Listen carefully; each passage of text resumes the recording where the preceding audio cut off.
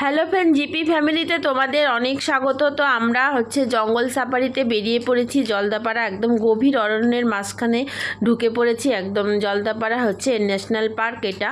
তো এখানে বিভিন্ন রকম জন্তু জানোয়ার আছে। গাছে শুনেছি চিতাবাঘ শুয়ে থাকে। এখানে একশৃঙ্গ গন্ডারের জন্য বিখ্যাত এই জলদাপাড়া। আর হরিণ, বাইসন, ময়ূর, বিভিন্ন রকম জীবজন্তু এখানে আছে চারিদিকে। তাই আমরা জঙ্গল সাফারির যে গাড়ি ওটার মধ্যে করে ঘুরছি। আর ওখান থেকে নামা যাবে না, এখানে কোনো রাইড নেই জঙ্গল সাফারি গাড়ি থেকে। তো গাড়ির মধ্যেই দেখতে হয়, যে কোনো সময় বিপদ নেমে আসতে পারে, তাই খুব সাবধানে যাচ্ছি। তো চলো দেখতে থাকো, আমাদের চোখ দিয়ে তোমাদেরকেও দেখাবো। চলো, পুরো ভিডিওটাকেও স্কিপ করবে না, সে প্রথম থেকে শেষ অবধি অবশ্যই দেখবে। তো জানি না আজকে কি দেখতে পাবো না পাবো, তো তোমরাও দেখতে থাকো।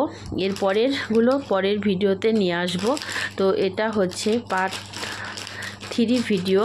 তো দেখতে থাকো পুরো ভিডিওটা।